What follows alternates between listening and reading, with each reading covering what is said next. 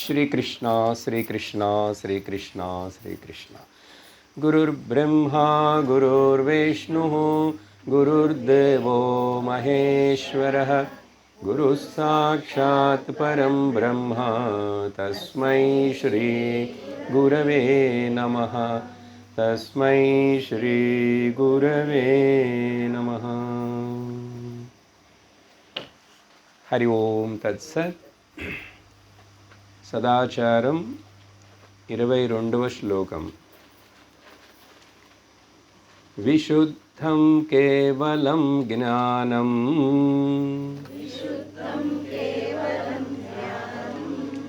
నిర్విశేషం నిరంజనం ఏదేకం పరమానందం తత్వమస్యద్వయం పరం. భగవాన్ ఆదిశంకరాచార్యులు వారు ఈ సదాచారం అనే ప్రకరణ గ్రంథంలో 12 సదాచారాలను గురించి వివరిస్తూ అవన్నీ మనకు ఎలా ఆత్మను గ్రహించటానికి ఉపయోగపడాలి, ఏమి అర్థం చేసుకోవాలి అసలు వాటిల్లో నుంచి అని వివరించిన తర్వాత ఆ ఆత్మ యొక్క తత్వ నిరూపణం వివరణం ఇవ్వటం మొదలుపెట్టారు 16వ శ్లోకం నుంచి. ఇప్పుడు ఈ 22వ శ్లోకంలో ఇవన్నీ కూడా మరలా చింతించి నిధిధ్యాసనం చేయటానికి ఉపయోగపడే శ్లోకాలని చెప్పాను. 8 నా యొక్క నిజ స్వరూప లక్షణాలు, విశేషణాలు. కానీ ఆత్మ నిర్విశేషం కదండి అని సందేహం వస్తుంది. ఆత్మ నిర్విశేషమే. ఇక్కడ చెప్పే ఈ విశేషాలు, ఈ పదాలు నీకు అసలు ఆత్మలో గుణాలు లేవు, విశేషాలు లేవు, మార్పులు లేవు, చేర్పులు లేవని నువ్వు తెలుసుకోవాలంటే ఈ పదాలు నీకు కావాలి. ఇవే మనకు చెవుల ద్వారా వెళ్ళి మన హృదయంలో మనకు మన స్వరూప జ్ఞానాన్ని కలిగిస్తాయి. స్వరూపం ఎప్పుడు అలాగే అక్కడే ఉన్నది, అవైలబుల్గా ఉన్నది, కానీ తెలియటం లేదే. దానికోసం ఏ జ్ఞానమైతే విశుద్ధముగా ఉన్నదో, ఏ జ్ఞానమైతే అది తనకు తానుగా నిలిచి ఉన్నదో, ఏ జ్ఞానంలో ఏ విశేషాలు లేవో, ఏ జ్ఞానమునందైతే ఏ మలినములు, ఏ రకమైనటువంటి లోటుపాట్లు లేవో, ఏ జ్ఞానమైతే పరమానంద స్వరూపముగా ఉన్నదో. ఆ జ్ఞానం అనే పదం చాలా ముఖ్యం. మనం అనుకుంటాం జ్ఞానం వేరే ఆనందం వేరే, కాదు. సచ్చిత్ ఆనందం, సత్యం జ్ఞానం అనంతం అన్నా కూడా ఆనందమే అని అర్థం. ఏ జ్ఞానం అయితే రెండోదనేది లేకుండా ఒకటిగానే ఉన్నదో, ఎప్పుడు ఏ జ్ఞానమైతే ఉత్కృష్టమైనదో పరమైనదో అని 8 మనకు మన గురించి మన బయోడేటా, నిజమైన బయోడేటా ఇచ్చారు శంకరాచార్యులు వారు. ఆ తర్వాత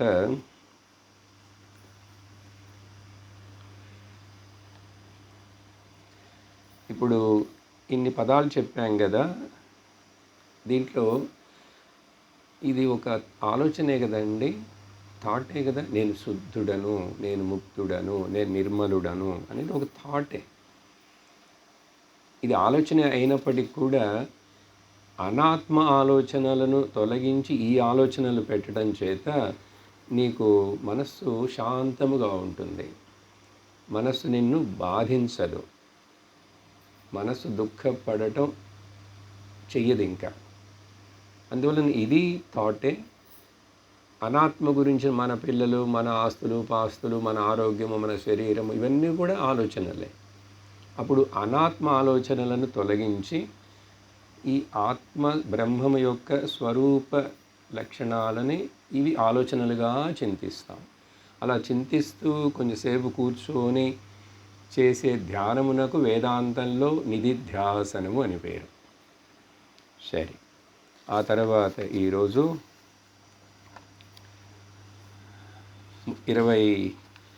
23వ శ్లోకానికి వెళ్తున్నాం. ఇక్కడి నుంచి కొంచెం ఇంకా విషయం లోతుగా ఉంటుంది, చూద్దాం. శబ్దస్యాద్యంతయో సిద్ధం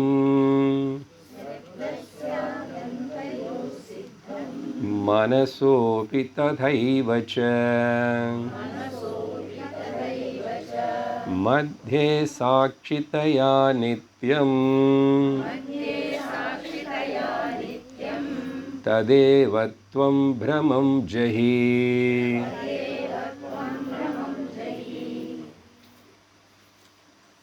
ఈ ఆలోచన ఇక్కడ మనకు కొంచెం కాంట్రడిక్షన్, విరుద్ధమైన స్టేట్మెంట్గా ఉన్నట్లుగాను, కొత్త రకం కొత్త విధముగా వివరిస్తున్నట్లుగా ఉంటుంది. ఏమంటున్నారంటే ఇక్కడ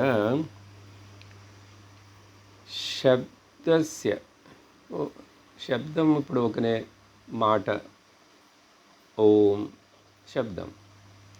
ఆ శబ్దం యొక్క మొదలు అంతము, మొదలు అంతమని చెప్పామంటే మధ్యలో కూడా ఇప్పుడు ఓ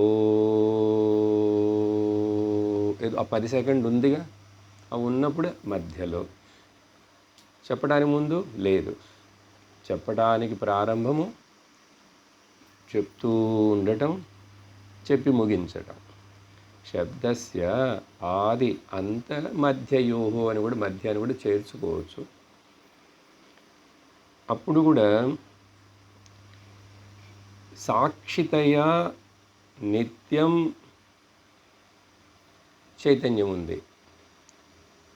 సాక్షిగా ఆ మొదలవటానికి ముందు నేనున్నాను, అది మొదలై కొంచెంసేపు చెప్పేటప్పుడు నేనున్నాను,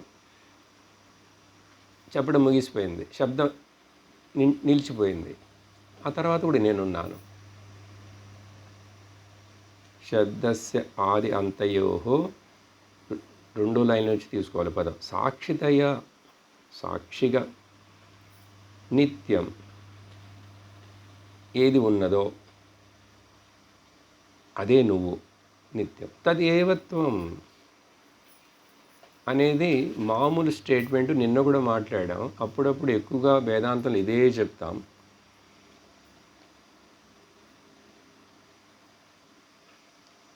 పైకి లైన్కి రండి మరలా. సాక్షితయ నిత్యం సిద్ధం అనేది అక్కడ ఉంది పైన. సాక్షిగా ఏది అక్కడ ఉన్నదో సిద్ధముగా ఉన్నదంటే రెడీగా, ఆల్రెడీ అవైలబుల్ ఉన్నది, ఎప్పుడు ఉన్నది.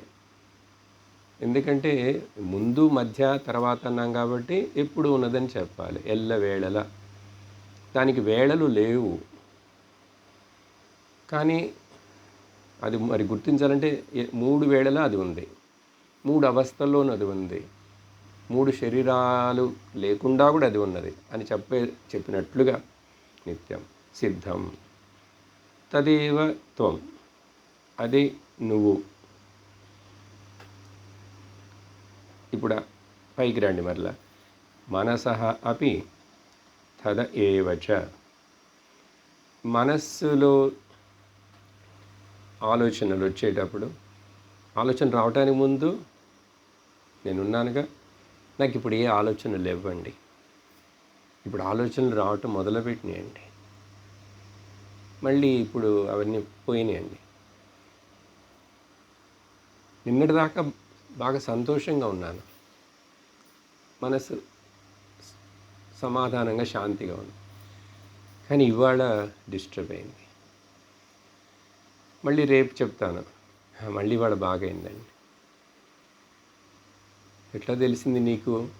ముందు బాగుంది, తర్వాత బాగలేదు, మళ్ళీ బాగైంది. అన్నీ నీకే తెలుస్తున్నాయి, నాకు తెలుస్తున్నాయి కదా. సో మనస్సు విషయం మొదటేమో శబ్దం అన్నారు, తర్వాత మనస్సు చెప్పారు. మనస్సు అని చెప్పినప్పుడు ఆలోచన అని తీసుకోవాలి. ఆలోచనలు రావడానికి ముందు నేనున్నాను, మంచో చెడో ఆలోచన వచ్చినప్పుడు నేనున్నాను, ఆలోచనలు అయిపోయిన తర్వాత కూడా నేనున్నాను. అవి మారుతూనే ఉన్నాయి, నేనున్నాను. ఇది ఎప్పుడు చెప్పే స్టేట్మెంటే. వేదాంతంలో ఇదే చెప్తుంటాం. ఇక్కడ శబ్ద అస్య ఆది అంతం అని చెప్పే దాంట్లో ఈ విధంగా కూడా అర్థం చేసుకోవచ్చు. ఈ నామరూప ప్రపంచం మొత్తం శబ్దాత్మకం కదా. ఏది ఒక రూపం ఉన్నదంటే దానికి ఒక నామం ఉంటుంది. అందుకని శబ్ద బ్రహ్మలో నుంచి అన్ని రూపాలు వచ్చినాయి అని. అప్పుడు ఇక్కడ ఏంటంటే ఈ నామరూపం ప్రపంచం రావడానికి ముందు అని అర్థం చేసుకోవాలి. టోటల్లో నామరూప ప్రపంచం వచ్చింది, ఇప్పుడు చూస్తున్నాను, తెలుసుకుంటున్నాను ఈ ఉపాధి చేత. ఈ ఉపాధి లేకపోతే మళ్ళీ ఇంక తెలుసుకుంటే ఇన్స్ట్రుమెంట్ లేదు.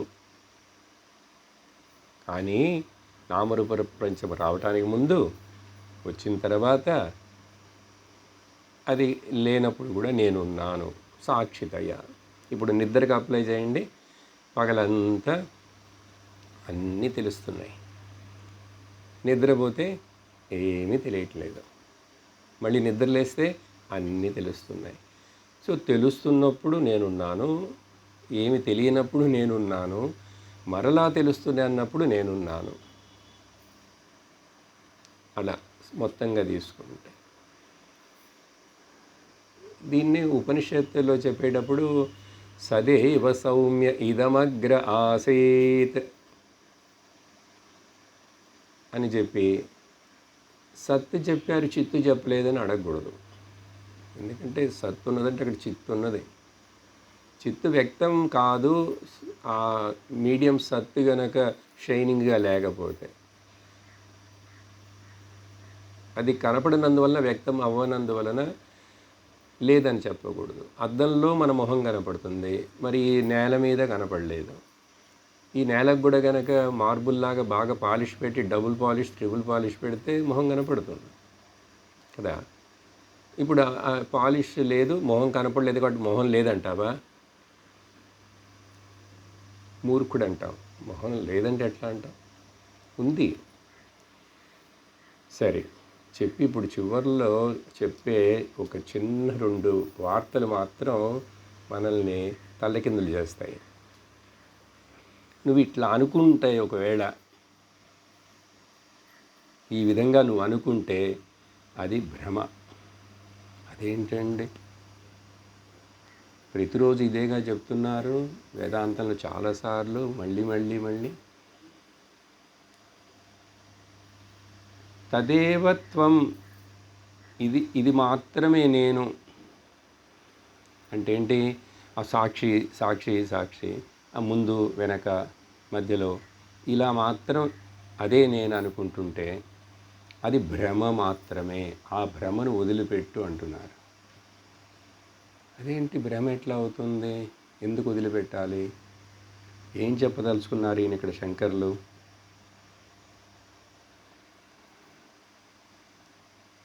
ఎప్పుడు అనాత్మ గురించి చెప్పేటప్పుడు దాన్ని వదిలేసేయి, దాన్ని మర్చిపో, ఇలా అన్నీ చెప్తుంటాం కదా. బిగినింగ్లో వేదాంతం అట్లాగే మొదలవుతుంది, అలా చెప్తుంటాం, మధ్య మధ్యలో కూడా చెప్తుంటాం.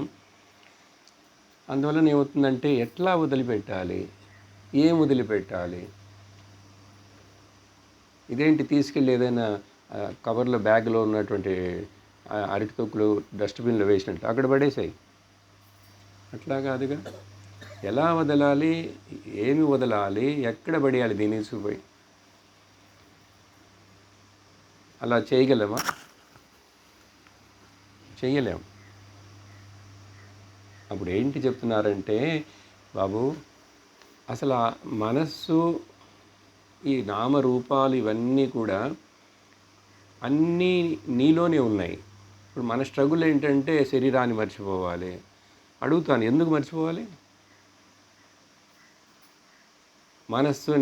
మనస్సు లేకుండా చేసే అమనస్కః అవు. ఈ పదాలు వస్తాయి ఉపనిషత్తులో కానీ. అమనస్కః, అమనోభావః, ఇవన్నీ చెప్పినప్పుడు మనస్సు అనేది లేదా? ఇప్పుడు ఏమంటున్నారంటే అసలు అన్నీ నువ్వుగానే ఉన్నావు, అవన్నీ నువ్వే, అవన్నీ నేనే అన్నప్పుడు ఇంకా అక్కడ క్లాష్ రాదు, పోట్లాట రాదు, స్ట్రగుల్ ఉండదు. ఇంకా మనం ఏంటంటే ఈ సాక్షిని ఎట్లా సపరేట్ చేసేది, ఎక్కడి నుంచి సపరేట్ చేయాలి, దేంట్లో నుంచి సపరేట్ చేయాలి?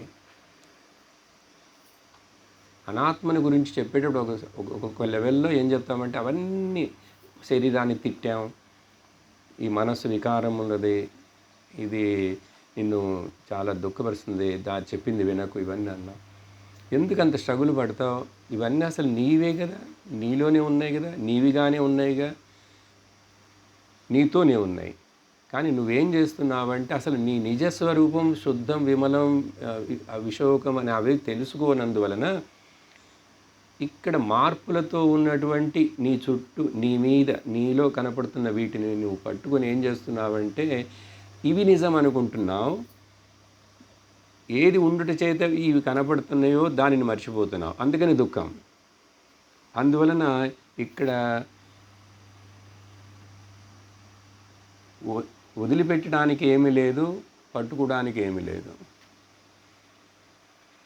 ఇది అర్థం కాలేదంటే సాధన ఏమేమి వదిలిపెట్టాలి, నేను ఇంకా ఏం చేయాలి, ఇవన్నీ స్ట్రగుల్ అవుతూనే ఉంటాం. అందుకని నువ్వేమీ వదిలిపెట్టక్కర్లేదు, ఉన్నదంతా నీవే. దీనికోసమే మరి కైవల్యోపనిషత్తు మయ్యేవ సకలం జాతం మయి సర్వం ప్రతిష్ఠితం అని శ్లోకం చెప్తుందే, అది అర్థం అవ్వాలంటే దానికి సంబంధించినది ఈ విషయం. ఇక్కడ అంటే ఏంటంటున్నారంటే ఇప్పుడు మరి ఆ సాక్షిని మాత్రమనేనండి ముందు వెనక అంటున్నారు. ఆ మిగిలినవన్నీ ఏంటి? అవన్నీ నాలో ఒక సృష్టి, నాలో కనపడుతున్నాయి, కానీ నిజంగా అవి ఉన్నాయంటే నిజంగా లేవు, కానీ కనపడుతున్నాయి. అప్పుడు నాలోనే నుంచే వచ్చి నాలోనే నిలిచి నాయంద లయిస్తున్నప్పుడు వాటి గురించి నేను ఎందుకు స్ట్రగుల్ అవ్వాలి అంటున్నాను. మై సర్వం ప్రతిష్ఠితం, కానీ ఆ మై నాయందంటే అప్పుడు నేననేది కరెక్ట్గా తెలుసుకున్న తర్వాత ఇది చెప్పాలి, నేనని తెలుసుకోకుండా చెప్పడు. అందుకని ఆ శ్లోకం మయ్యేవ సకలం జాతం మై సర్వం ప్రతిష్ఠితం మై సర్వం లయం యాతి. ఆ మై ఎవరు? తత్ బ్రహ్మ అద్వయం అస్మి. ఇప్పుడు అదే కదా అక్కడ చెప్పారు. ఇప్పుడు కూడా అదే నువ్వు అంటే అనాత్మ అనేది అసలు లేదు. ఈ అనాత్మ అని చెప్పి చాలా ముఖ్యత్వం ఇచ్చామంటే దాంతో మనం ఎప్పుడు యుద్ధం చేస్తూనే ఉండాలి. ఎక్కడుంది అనాత్మ? ఉన్నది ఆత్మ మాత్రమే. అందుకని ఏమంటామంటే వాటికి ముఖ్యత్వం ఇవ్వక అంటాము, ఇండిఫరెంట్గా ఉండు. అందువలన ఇక్కడ తప్పుగా అర్థం చేసుకోకూడదు. ఇలాంటి భ్రమను వదిలేయి అంటారు, ఈ సాక్షిత్వము ఇవన్నీ అని. కొంచెం కష్టమే, మరలా విని చింతించాలి, అంత తేలిగ్గా అర్థం కాదు. కానీ ఈ శ్లోకంలో ఉన్న సారాంశాన్ని చెప్పాను మీకు, అందుకని ఇది కాంట్రడిక్షన్ కాదు, ఏం కాదు. ఆ తర్వాత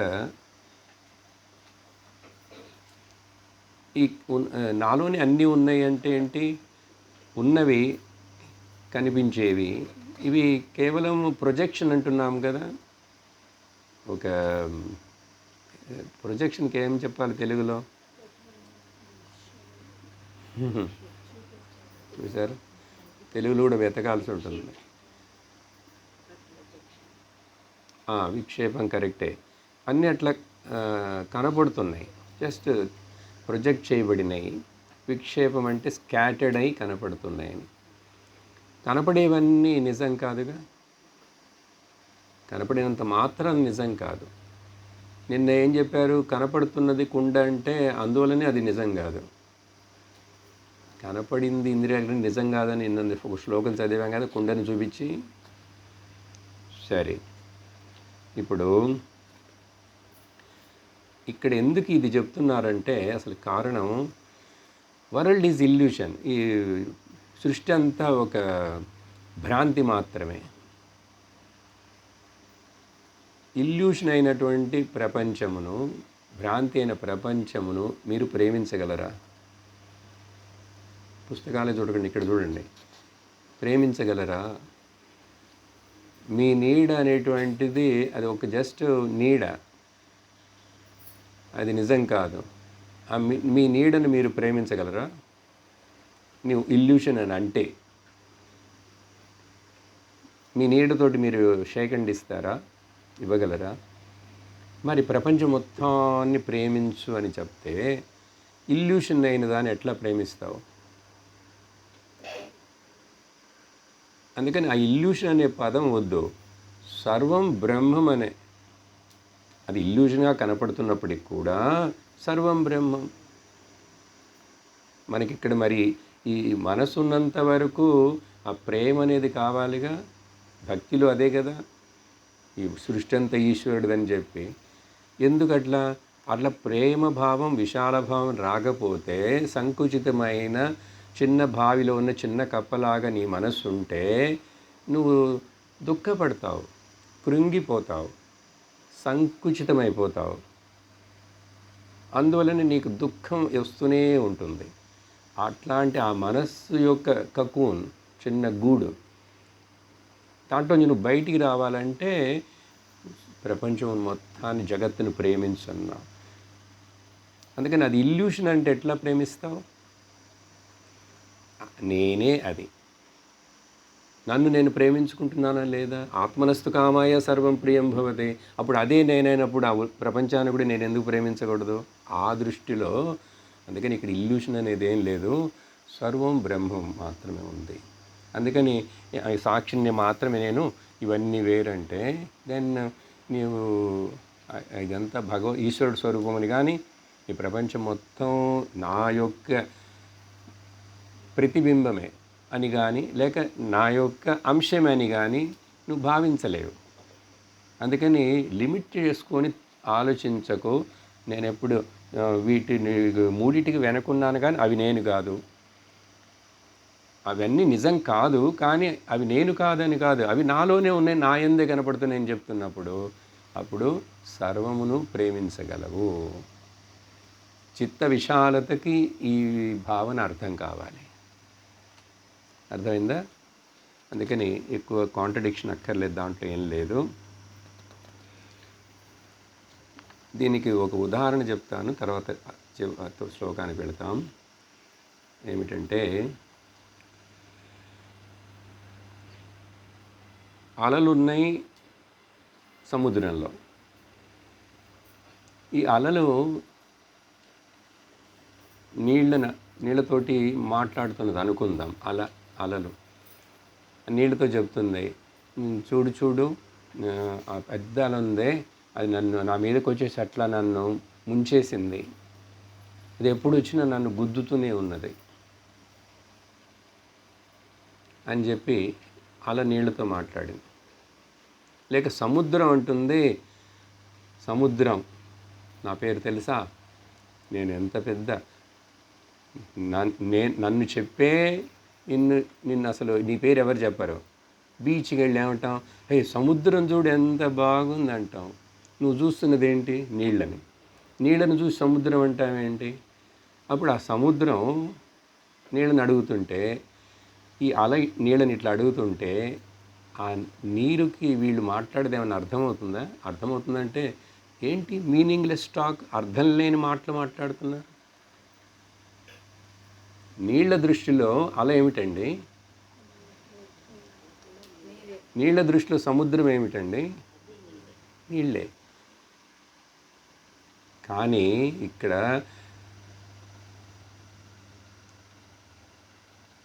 సారం అధిష్టాన దృష్టిలో చూస్తే అది అక్కడ నీరే, కానీ విక్షేప దృష్టిలో చూస్తే ఇది అల, అది నీరు.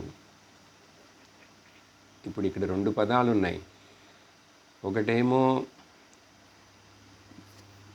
ఇల్యూషన్, దాన్ని భ్రాంతి అంటాం. మరొకటేమో మోహం, డెల్యూషన్ అంటాం ఇంగ్లీష్లో. Illusion and delusion. ఈ భ్రాంతి అనే ఇల్యూషన్ అనేది బయట ఉన్నదా లోపల ఉన్నదా? భ్రాంతి అనే ఇల్యూషన్ బయట ఉన్నదా లోపల ఉన్నదా? తప్పైనా రైట్ అయినా పర్వాలేదు, గట్టిగా చెప్పండి.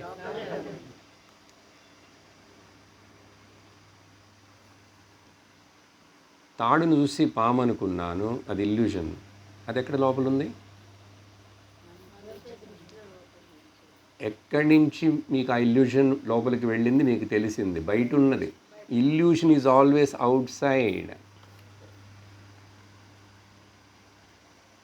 కానీ డెల్యూషన్ ఎక్కడుంది? లోపల ఉంది. భ్రాంతి బయట, మోహం లోపల. అందుకని సరి అయిన లైట్ వేసి ఇల్యూషన్ని కరెక్ట్ చేస్తే మోహం పోతుంది, డెల్యూషన్ పోతుంది. అందుకని రెండిటిని ట్యాకిల్ చేయాలంటే ఒకటి లోపల ఉన్నది, ఒకటి బయట ఉన్నది. ఇప్పుడు మనకు ఈ ప్రపంచమంతా ఒక భ్రాంతి లాంటిది, ఇల్యూషన్. దాన్ని చూసి నువ్వు ఎందుకు మోహపడుతున్నావు?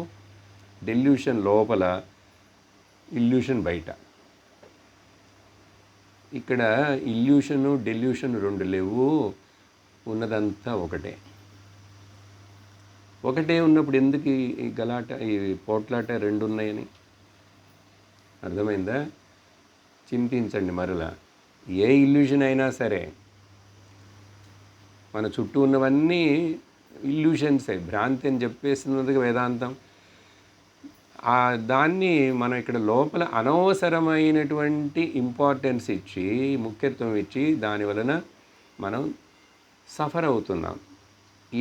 ఇస్తున్నావు అంటే అజ్ఞానం చేత ఇస్తున్నావు, తెలియక ఇస్తున్నావు. ఇప్పుడు తెలుసుకో,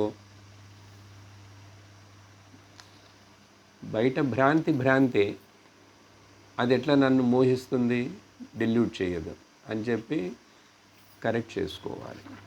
సరే, ఆ తర్వాత శ్లోకం 25 మీ పేపర్లలో.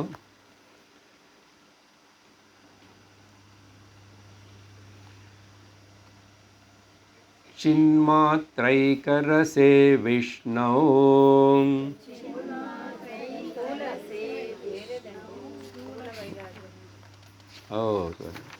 పేజీ ముందు. స్థూలవైరాజ్యయోరైక్యం సూక్ష్మహైరణ్యగర్భయోః అజ్ఞానమాయయోరైక్యం ప్రత్యగ్విజ్ఞానపూర్ణయోః.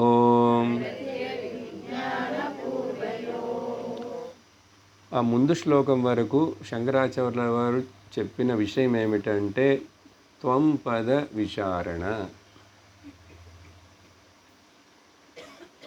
నా గురించి చెప్పారు. త్వం పద విచారణ అక్కడ వరకు. ఇప్పుడు ఇక్కడ ఏంటంటే తత్పద విచారణ. తత్ అంటే ఏమిటి? అది. ఆ మహావాక్యంలో అది నువ్వు ఒకటే, అదే కదా. తత్ త్వము అసి. ఇప్పుడు నేనేంటనేది నాకు తెలియజేశారు.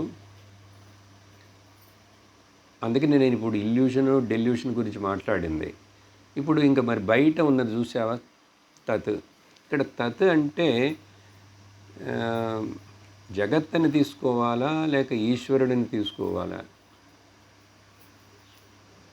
ఈశ్వరుడు వేరు, జగత్తు వేరు లేదు. నీవు జగత్తని తీసుకో లేక ఈశ్వరుడిని తీసుకో, నో ప్రాబ్లం. వస్తాం, విషయానికి అర్థమవుతుంది. ఇక్కడ ఏం చెప్తున్నారంటే తత్పద విచారణం. అది చెప్పేటప్పుడు మనకిక్కడ వ్యష్టి సమష్టి, ఇక్కడ తత్ అంటే జగత్తని తీసుకుందాం, ఈశ్వర విషయం కూడా వస్తుంది పక్కనే. ఎందుకంటే శరీరంలో జీవుడు, ప్రపంచంలో ఈశ్వరుడు, వ్యష్టి సమష్టి. అందుకని ఇక్కడ ఆయన స్థూల వైరాజ్యయోహో ఐక్యం. నువ్వు ఈ తత్పదం గురించి చెప్పేటప్పుడు మొదట ఏం చేయాలంటే గ్రాస్ లెవెల్లో స్థూల దృష్టిలో నువ్వంటే ఏంటి? ఈ స్థూల దేహము ద్వారా వ్యక్తమయ్యేటువంటి స్థూల దేహ అభిమానికి పేరు విశ్వ. స్థూల దేహ అభిమాని విశ్వ తత్వబోధలో చెప్పబడింది. అందుకని ఇక్కడ ఆ పేర్లు వాడకుండా ఈయన స్థూల అంటున్నారు. స్థూల అంటే ఇక్కడ మనం ఈ స్థూల దేహము ద్వారా ఒక మనిషి ఈ స్థూల దేహం మీద అభిమానం పెట్టుకొని పనిచేసే ఆ అభిమానికి వాడికి ఒక పేరు పెట్టింది వేదాంతం. వాడి పేరు విశ్వ. విశ్వం కాదు, విశ్వ. సరే, తర్వాత చూడండి, మొత్తం ప్రపంచం సమష్టి ప్రపంచంతో అభిమానం పెట్టుకొని ఉన్న ఈశ్వరుడికి పేరు విరాట్. ఆ విరాట్ అనే పదం వాడకుండా ఇక్కడ వైరాజ్యం అని వాడారు ఆయన. అప్పుడు అర్థం చేసుకోవాలి, విశ్వమేమో ఇండివిజువల్ చిన్న యూనిట్, విరాట్ ఏమో మొత్తం యూనిట్, వ్యష్టి సమష్టి, మైక్రో అండ్ మ్యాక్రో, ఈ రెండు ఒకటని ఐక్యం, తయోహో ఐక్యం, ఈ రెండిటి యొక్క వన్నెస్. సమష్టి లేకుండా వ్యష్టి ఉంటుందండి? ఉండదు కదా, ఉండదు. సో ప్రతి వ్యష్టి, ప్రతి ఇండివిజువాలిటీ ఆ సమష్టిలో టోటాలిటీలో వన్నే కదా, అది చెప్తున్నారు. అప్పుడు విశ్వ విరాట్ రెండు ఒకటే, ఐక్యం. ఆ తర్వాత చూడండి, సూక్ష్మ హైరణ్య గర్భయోహో. ఇక్కడ ఈ సూక్ష్మ దేహంతో అభిమానము పెట్టుకున్న వాడికి పేరు తైజసుడు మా మాండుక్యం ప్రకారం. కానీ ఇక్కడ తైజస్సు వాడలేదు, మళ్ళీ ఇక్కడ సూక్ష్మం అని వాడేస్తున్నారు అంతే. ఎప్పుడు సూక్ష్మ శరీరం సూక్ష్మం అని చెప్తే ఇండివిజువల్ ఒక మనిషిలో ఉన్నది ఈ లింగదేహం, సూక్ష్మదేహం, తైజసుడు. దీన్ని సహజంగా కళలో కంపేర్ చేసి చెప్తాం. స్వప్న దేహ అభిమానికి పేరు తైజసుడు. అదే టోటల్లో సమష్టిలో తీసుకుంటే దానికి పేరు హిరణ్య గర్భుడు. ఇక్కడ ఏం లేదు, వ్యష్టి చెప్పి సమష్టి చెప్తున్నారు. మాండిక్యం కొంచెం విన్నవాళ్ళు ఆ పదాలు తెలుసుంటే, విశ్వ తైజస ప్రాజ్ఞ, విరాట్ హిరణ్య గర్భ ఈశ్వర, అంతర్యామి లేక. సో సూక్ష్మ ఇండివిజువల్, వ్యష్టి సూక్ష్మ ప్రపంచం. ఇట్లా అర్థం చేసుకోండి సింపుల్గా. స్థూల దేహం స్థూల ప్రపంచం, సూక్ష్మదేహం సూక్ష్మ ప్రపంచం, కారణదేహం కారణ ప్రపంచం. ఇక్కడ దానికి రెండో లైన్లో అజ్ఞాన మాయయోహో ఐక్యం. ఈ చిన్న విశ్వమైనటువంటి నాయందు ఇక్కడ ఉండేటువంటి ఆ ఇగ్నోరెన్స్, అజ్ఞానం, దానికి పేరు. అదే సమష్టి మొత్తంలో ఉన్నటువంటి అజ్ఞానానికి పేరు అజ్ఞానం కాదు, అది పేరు మాయ. మాయ ఆ సమిష్టిలో అంతర్యామి ఈశ్వరుడు కదా. అక్కడ మాయ మరి మనల్ని అజ్ఞానం మనల్ని బాధపరిచినట్లుగా మాయ ఈశ్వరుని బాధపరుస్తుందంటే పరచదు. ఎందుకంటే ఆయన జ్ఞాన నిష్టలో ఉన్నాడు ఆయన. కానీ మనం అజ్ఞానంలో ఉన్నప్పుడు మనకి ఇక్కడ ఆవరణం, విక్షేపాలు ఉన్నాయి, ఈశ్వరుడికి లేవు. అందువలన ఆయన గొప్ప, సర్వజ్ఞుడు, సర్వాంతర్యామి, సర్వవ్యాపి, ఆమ్నిసెంట్, ఆమ్నిపొటెంట్, ఆమ్నిప్రెజెంట్ అంటారు ఇంగ్లీష్లో కదా. కానీ నిజాన్ని చూస్తే రెండు ఒకటే. 3 లెవెల్లో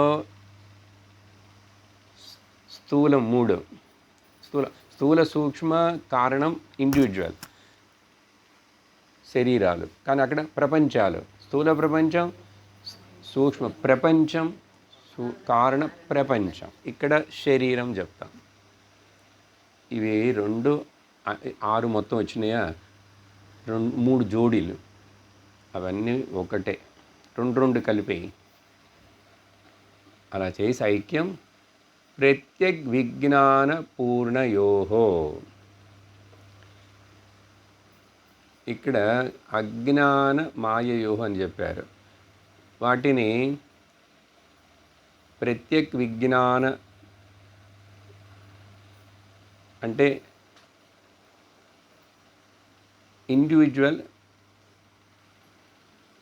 వెష్టి, దాన్ని ఏమంటారు, సెల్ఫ్ అంటాం, లేక ప్రతిబింబం అన్నాం, సెల్ఫ్, ఆత్మ.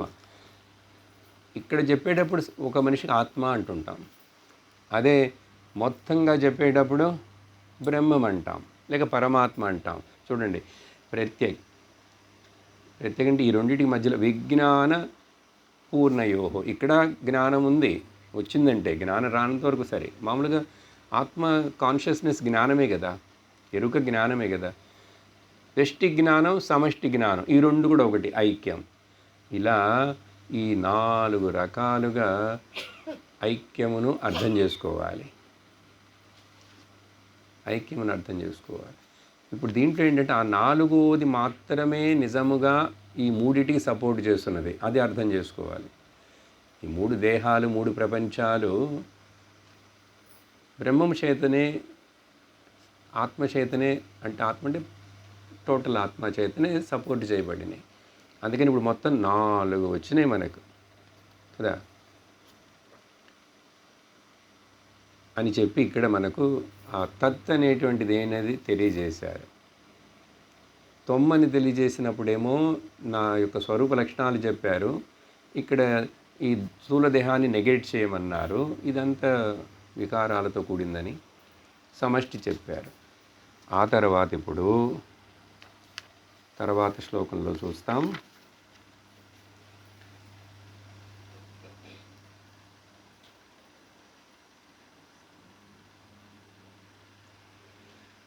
ఇక్కడ మరలా కూడా ఒక సందేహం వచ్చే అవకాశం ఉందని ఈ తర్వాత శ్లోకాన్ని చెప్తున్నారు. ఏమిటది? మనం ఇదంతా విన్న తర్వాత నేను చూస్తున్నదంతా బ్రహ్మం, నేను చూస్తున్న వాడిని డిఫరెంట్. సీయర్ సీన్, చూసేవాడు చూస్తున్నది, ఆ డిఫరెన్స్ మనం వదిలేయాలి. నేను చెప్పాను కదా, సబ్జెక్ట్ ఆబ్జెక్ట్ డిఫరెన్స్ పోవాలని. ఒకవేళ అట్లా అనుకుంటావేమో అది వేరు, నేను వేరని. ఎందుకంటే ఇప్పుడు ఏం చెప్పాను, చూసేదంతా కూడా బ్రహ్మమే, ఇల్యూషన్, నువ్వు చూస్తున్నా కూడా అది నా యొక్క ఇదని చెప్పాను. అసలు చూసేది చూసేవాడు 2 ఉండకూడదు.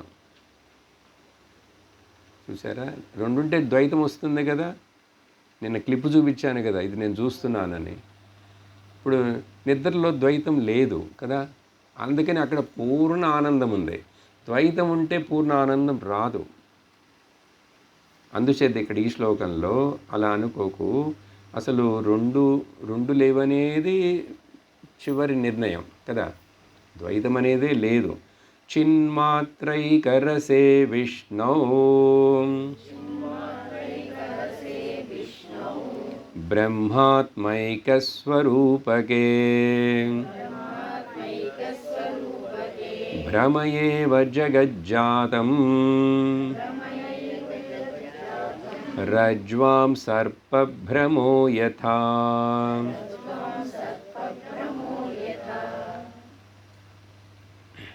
ఇప్పుడు జగత్తు కూడా నాదే అన్నప్పుడు ఏమైంది? ఇంకా 2 లేవు కదా మరి.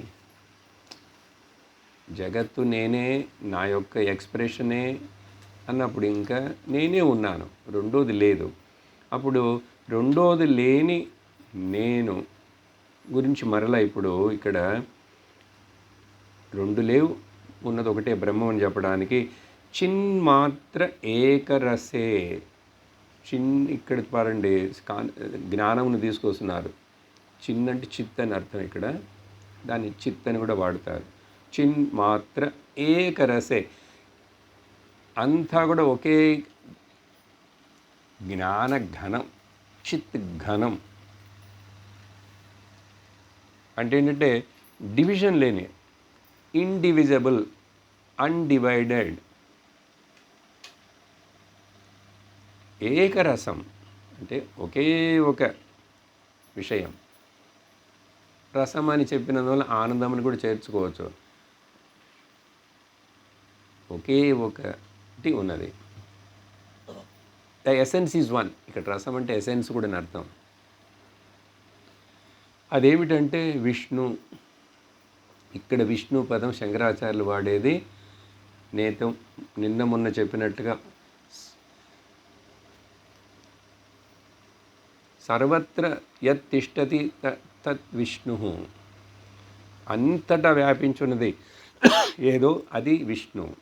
వేష్టి అంటే కప్పి అట్లా స్ప్రెడ్ అయి ఉన్నది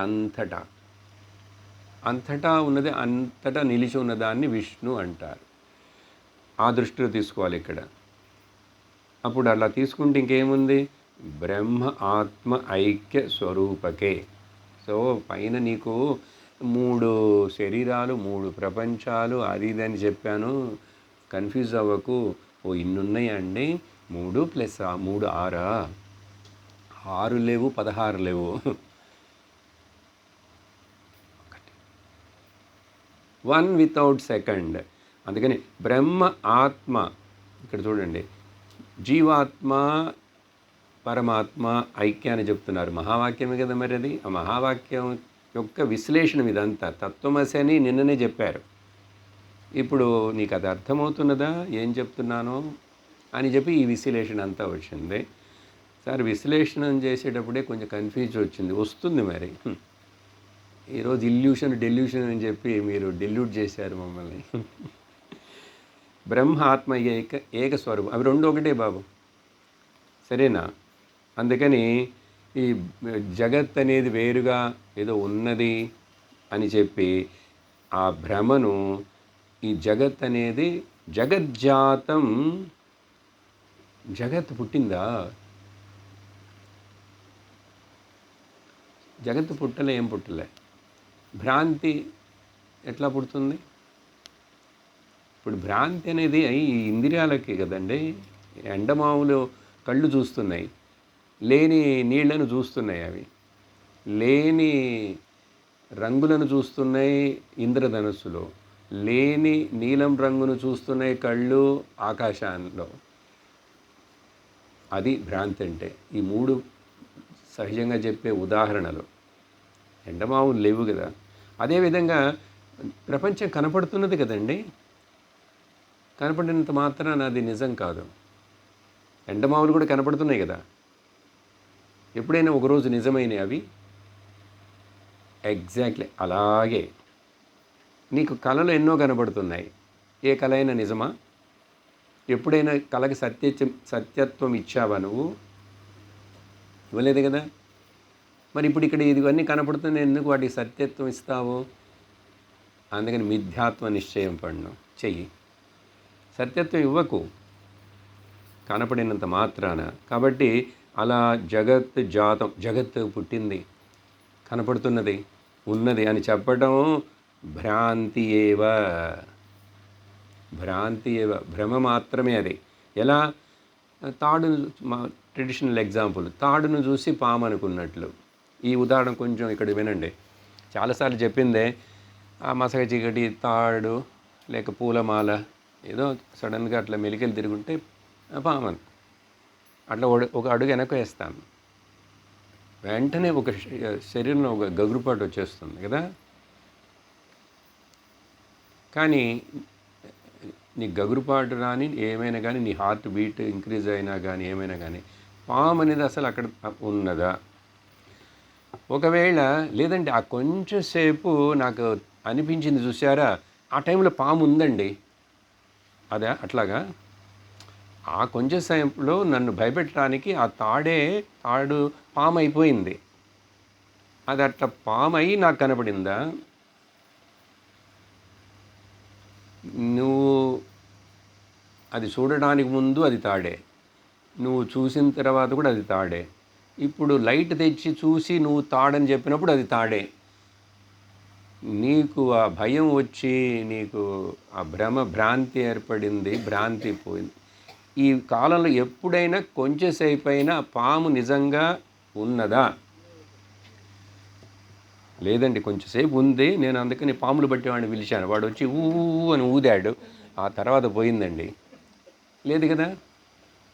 అట్లాగా రజ్వాం సర్ప భ్రమో, ఎట్లాగైతే ఈ లేని పాముని తాడు మీద నువ్వు అనుకుంటూ అనుకున్న తర్వాత చూడండి, భయం వస్తుంది, గుండెపోటు పెరుగుతుంది, శ్వాస వేగం పెరుగుతుంది, చెమటలు పడతాయి, పరిగెడతావు, గొడవ చేసేస్తావు, కేకలేస్తావు. అన్నీ లేని దానికి కొంచెంసేపట్లో ఆ భ్రాంతి చేత ఇట్లా కలిగింది. ఎగ్జాక్ట్లీ లేని పాముని తాడు మీద నువ్వు అనుకున్నావే, బ్రహ్మం అనే తాడు, బ్రహ్మను పాపం తాడు చేసేసాను ఇక్కడ. బ్రహ్మం అనే తాడును చూసి నువ్వు జగత్ వరల్డ్ ఎక్కడుంది అనుకున్నావా, ఇంకా సఫరింగ్ కంటిన్యూ అవుతుంది. మన సఫరింగ్ ఏంటో తెలుసా? అనుకున్నాం, సఫర్ అవుతున్నాం. అనుకోకు, సఫర్ అవ్వవు. ఎంత తేలిగ్గా చెప్పేస్తున్నాడు మీరు. అంటాం కదా, చెప్పడం తేలికేనండి. చెప్పడం ఎంత తేలికో చేయటం కూడా అంత తేలిక ఈ విద్య, నువ్వు ఒప్పుకుంటే. ఇప్పుడు ఈ క్షణం just right away negate it అంటే అందరిని ద్వేషించమంటారా? అందరి మీద బాంబులు వేసేయమంటారా? అందరినీ ప్రేమించు అన్నా. అందుకే అది చెయ్యకు. బుద్ధిలో ఆ జ్ఞానంతో అసలు ఉన్నది బ్రహ్మమే కానీ జగత్ అనేది నిజంగా లేదు. ఇదండి అజ్ఞానం అంటే. ఇది చూసారా ఎంత పెద్ద సంసారం అది పేరు. అది ఈ కొద్ది సంవత్సరాలు, ఈ జన్మ కాదండి. ఈ అజ్ఞానం కంటిన్యూ అవుతూ ఉంటే ఈ భ్రాంతి. ఇప్పుడు కళలోంచి లేవలేదండి ఒకడు, కళ మీద కళ చూస్తున్నాడు అనుకోండి. చూడడం అట్లా సహజంగా చెప్తున్నా. ఒక్కొక్కసారి కొన్ని కళలు వేరువేరుగా చూస్తాం. కొన్ని పడుకోవటానికి నిద్రకు వెళ్ళే ముందు కొన్ని కళలు వస్తాయి, కొన్ని మెలుకుతో వస్తున్నప్పుడు కళలు వస్తాయి, కొన్ని జ్ఞాపకం ఉంటాయి, కొన్ని ఉండవు. ఒక్కోసారి రెండు జ్ఞాపకం ఉంటాయి. సహజంగా మేలుకునేటప్పుడు వచ్చిన కళలు జ్ఞాపకం ఉంటాయి. కొన్ని ఏదో కళ అది కూడా గుర్తుంది, అది కూడా వచ్చినట్లుగా ఉంది రాత్రి ఆ కళ,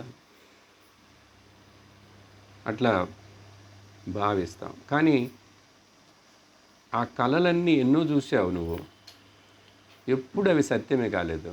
అందుకనే మాండుక్య లెవెల్కి వచ్చినప్పుడు ఏం చెప్తున్నాడు గౌడపాదరు వారు, ఈ మెలుకు మరొక కళ, నువ్వు ఒప్పుకుంటే బాగుపడతావు, లేకపోతే దుఃఖపడతావు. Choice is yours. ఇది ద హైయెస్ట్. ఆయన అసలు ఇంకా డీప్గా వెళితే నా నిరోధో నా చోత్పత్తి, నా ముముక్షు, నా సాధక, నా గురువు అన్నీ అసలు ఏమీ లేవు ఇక్కడ. సృష్టి లేదు, ఆ సృష్టి లయించటం లేదు, మోక్షము లేదు, బంధము లేదు, గురువు లేడు, శిష్యులేడు అంటాడు శంకరాచార్యులు. నిర్మాణ షట్కున నా గురు నా శిష్య ఏమీ లేవన్నారు. నా వేదాన యజ్ఞ, నా మంత్రో, నా తీర్థం. అది నిజం అని నేను పూర్ణముగా ఒప్పుకోవాలంటే బుద్ధి అంత తయారై ఉంటే ఒప్పుకుంటాం. దాన్నే జ్ఞాననిష్ట అంటాం. అక్కడ సందేహమే లేదు ఇంకా దాంట్లో. అది నా అనుభవం కావాలి. ఆయన చెప్పారు, నేను ఊరికిన చదువుతుంటాను, తల ఆడిస్తే ఎట్లా అంటే అనుభవానికి తెచ్చుకో, ఒప్పేసుకో, కన్ఫర్మ్ చేసుకో అని చెప్పి ఇక్కడ చక్కగా మనకు బ్రహ్మం ఒకటిని గురించి చెప్పేశారు. తరువాత శ్లోకం చిన్మాత్ర ఏకరసం విష్ణు అయిపోయింది కదా. ఆ తర్వాత తార్కికాణాం చ జీవేశో వాచ్యా వేతో విదుర్బుధాః లక్ష్యౌ చ సాంఖ్యయోగాభ్యాం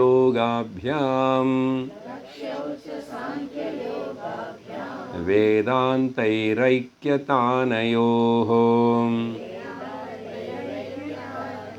ఇక్కడి నుంచి శంకరాచార్యులు వారు ఇది ఇట్లా ఉండంగా, ఇది వేదాంతం యొక్క సిద్ధాంతముగా ఇట్లా ఉండంగా, అద్వైత సిద్ధాంతం. కానీ మరి లోకంలో వేరే వేరే రకరకాలైనటువంటి ఆచార్యులు, రకరకాలైనటువంటి మార్గాల వాళ్ళు వేరే వేరే విధంగా చెప్తుంటారే. నిన్న రాత్రి చాలాసేపు డిస్కషన్ వచ్చింది కదా, అది ఆ బ్రహ్మసూత్రం గురించి. ఇప్పుడు కొంచెం అట్లాంటి విషయం ఇక్కడ మనకి శంకర్లు ఏం చెప్తున్నారంటే, మరి ఇది ఒప్పుకొని వాళ్ళు చాలామంది ఉన్నారు లోకంలో. ఇప్పుడు ఇక్కడ నేను చెప్పేవన్నీ 100కి 100 పాళ్ళు మీ అందరి బుర్రలు ఒప్పుకుంటాయని నేను నమ్మను. ఒప్పుకోవాలని ఖచ్చితంగా ఏం లేదు. అది ఒప్పుకున్నప్పుడు ఒప్పుకుంటుంది. ఎందుకంటే మన ఇంటెలిజెన్స్, మన బుద్ధి దానికి చాలా ఇది ఉంది. ఇది ఎట్లా, ఎందుకు కరెక్ట్, ఏమిటిది అని ఎంక్వైరీ క్వశ్చన్ వేస్తూనే ఉంటుంది. ఆ క్వశ్చన్లన్నీ పోవాలి, ఏ సందేహాలు ఉండకూడదు. అందుకని మీలో ఎంతమంది కొత్తగా వేదాంతం వింటున్నారో, ఎన్ని సంవత్సరాలు నాకు తెలియదు, కనీసం ఒక 8-10 ఏళ్ల నుంచి వింటూ ఉంటే ఇప్పుడు నేను మాట్లాడిన ఈ లెవెల్, ఈ విషయాలు కొంచెం అళవుకి అర్థం చేసుకుని ఆనందిస్తారు, లేకపోతే అని చూస్తారు. సరేనా? తెలుగులో చెప్తున్నా కూడా ఏమంటున్నారు ఇక్కడ? సరే, వాళ్ళ సంగతి చూద్దాం. ఒకళ్ళు మొదటి వాళ్ళు తార్కికులు. వాళ్ళు తార్కికాణం అంటే లొజిషియన్స్ అండి. తర్కం వాదిస్తుంటారు, లాజిక్. కోర్టులో ప్లీడర్లు వాదించినట్లుగా అదో గ్రూప్ ఉన్నారు వాళ్ళు. అట్లా దానికి పుస్తకాలన్నీ ఉన్నాయి వాళ్ళు రాసినవి. కానీ వాళ్ళు ఆ తర్కమును, బ్రహ్మమును తెలుసుకున్నట్టుకు శృతిపరమైన తర్కాన్ని వాళ్ళు ఉపయోగించకుండా వాళ్ళు సొంతంగా అంటే సపరేట్గా ఉంటారు. వాళ్ళు ఏమంటారంటే, ఈ జీవుడు ఈశ్వరుడు వీళ్ళిద్దరు కూడా ఆ మాటలు చెప్పేటప్పుడు వాళ్ళు శృతి వింటారు, ఉపనిషత్తులు చదువుతారు వాళ్ళు కూడా, కానీ అర్థం చేసుకోరు, వేరే విధంగా అర్థం చేసుకుంటారు. మరి బ్రహ్మసూత్రాలకి రామానుజాచార్యులు వారు కూడా భాషను రాశారు, మధ్వాచార్యులు కూడా రాశారంటే వాళ్ళ దృష్టిలో ఏం కనపడిందో అది రాశారు. ఇప్పుడు మరి 2 దృష్టిలు, 3వ దృష్టి శంకరాచార్యులు వారు. ఇప్పుడు ఎవరండి వీళ్ళ కరెక్ట్ అనేది ప్రశ్న ఉంటూనే ఉన్నదిగా. అవన్నీ బాగా వేదాంత పండితులు, ఆ రామరాయ కవి వీళ్ళందరికీ వాళ్ళకి ఇదేంటని వాళ్ళు విశ్లేషణ చేస్తారు. మనకు టైమే లేదు. క్లాస్కి 10 నిమిషాలు లేట్గా, 5 నిమిషాలు లేట్గా వస్తే ఊరికినే వాళ్ళు అసలు ఏం తెలియదు వాళ్ళకి, పగలెప్పుడు రాత్రి ఎప్పుడు అని. జ్ఞాని వాడికి కూడా అసలు తెలియదు. రమణ మహర్షి వాళ్ళ దగ్గరికి వచ్చి ఎవరు అడిగారు, ఈరోజు చతుర్థ ఏకాదశ భగవాన్ అంటే ఎన్నో తమిళ్ ఎన్నో ఎన్నదెల్ల కేపే எனக்கு ఇప్పుడు పగలైతే ఇప్పుడు నన్ను వచ్చే ఇంటి అవన్నీ అడుగుతాను, నాకు ఇప్పుడు రాత్రి పగలే నాకు తెలియట్లేదు అన్నాడు ఆయన. అదేంటి నేను గుడ్డివాడేంటి? అట్లా కాదు. అందుకని కొన్నిసార్లు నన్ను అడుగుతుంటారు, ఇవన్నీ పెట్టుకున్నందువల్ల ఈయనకన్నీ జ్యోతిషాలు తెలుసు, ఆ క్యాలెండర్ తెలుసు అని. అసలు నాకేం తెలియదు. ఈరోజు డేట్ తెలుసు, క్యాంపు రేపు అయిపోతున్నది తెలుసు. ఇంకా ఆ తర్వాత ముహూర్తం ఏంటి, రాహు ఏంటి, కేతు ఏంటి, ఏదో సూర్యుడు వచ్చాడు వెలుతురు కళ్ళు చూస్తుంటే ఆయన అది కూడా చెప్పి, ఇప్పుడు పగల రాత్రి అని కూడా నాకు తెలియకపోతే నన్ను వచ్చి నువ్వు చతుర్థ ఏకాదశి అంటే నేనేం చెప్తాను? జ్ఞానికి ఏకాదశి ఏంటి, చతుర్దశి ఏంటి, రాహుకాలం ఏంటి, యమగండం ఏంటి? ఈ లౌకికులు అట్లా ఉంటారు. ఎక్కడున్నాయి ఇవన్నీ? భ్రమలో ఉన్నాయి, భ్రాంతిలో ఉన్నాయి, స్వరూపంలో ఏమీ లేవు. సరే, తార్కికులు ఈ జీవ ఈశల గురించి వింటారు, చెప్పి వాచ్యార్థాన్ని మాత్రమే తీసుకుంటారు వాళ్ళు. వాచ్య విదుహు వాళ్ళు ఆ వాచ్యార్థాన్ని మాత్రమే. ఆ జీవుడు అంటే ఇది ఇండివిజువల్, ఈశ్వర్ అంటే ఆ సమష్టి. వాళ్ళిద్దరూ ఆ పదాన్ని అర్థం చేసుకుంటారు. ఆయనకి శక్తులు ఎక్కువ, వీడికి తక్కువ, ఇవన్నీ తెలుస్తారు. కానీ వేరువేరుగానే వాచ్యార్థం. ఆ తర్వాత ఈ సాంఖ్యులు, యోగులు ఉన్నారు చూసారా, వాళ్ళు లక్ష్యార్థాన్ని కూడా తీసుకుంటారు. అంటే కాన్షియస్‌ని కూడా వాళ్ళు ఒప్పుకుంటారు. ఓకే. వీళ్ళు సత్తును మాత్రమే ఒప్పుకుంటారనుకోండి, వాళ్ళు కాన్షియస్‌ని కూడా ఒప్పుకుంటారు. కానీ సత్తు వేరే, చిత్తు వేరే అనే ఉన్నారు వాళ్ళు కూడా. ఒకడేమో